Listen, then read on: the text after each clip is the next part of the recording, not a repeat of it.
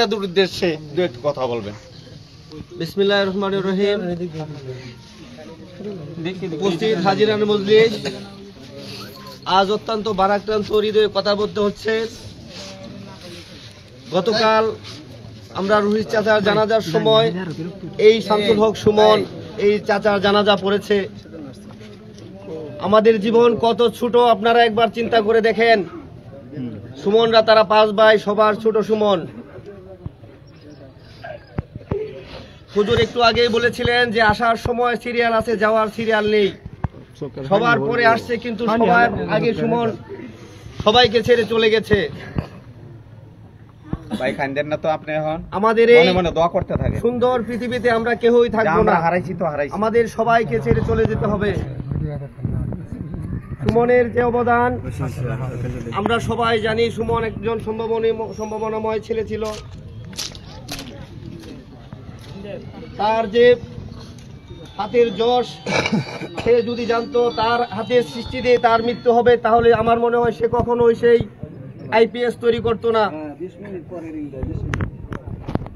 মৃত্যু কখন কার কিভাবে আসে, কোন স্থানে আসে কেউ বলতে পারে না।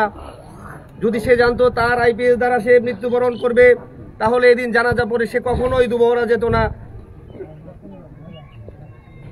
সুমনের মৃত্যুতে আমরা গভীর শোকাহত। আমার ব্যক্তিগত পক্ষ থেকে তার পরিবারকে সমবেদনা জানাই। সুমনের জন্য আপনারা সবাই দোয়া করবেন।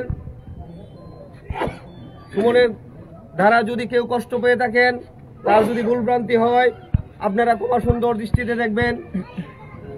আর পরিবার থেকে আপনাদের সাথে কথা বলবে। আমি সুমনের সাথে পরিচয় ছিলাম না, সে কিভাবে আমার পরিচয় জানতে পেরে গত পরশুদিন 2 দিন আগেই দুবহরায় আমাকে জড়িয়ে ধরে চা খাওয়াতে চাইলো, কিন্তু সময়ের সংকীর্ণতার জন্য আমি চা খেতে পারি নাই।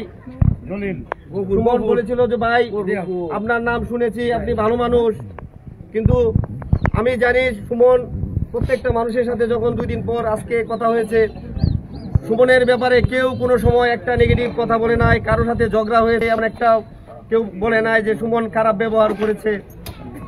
তা আমি মহান রাব্বুল আলামিনের কাছে সাক্ষ্য দিচ্ছি, সবার কথা শুনে সুমন ভালো মানুষ ছিলেন। সুমন ভালো মানুষ ছিলেন। মহান রাব্বুল আলামিন যেন সুমনকে বেহেশতের সর্বোচ্চ মাকাম দান করেন, সেই প্রার্থনা করে আমার বক্তব্য শেষ করছি। আসসালামু আলাইকুম।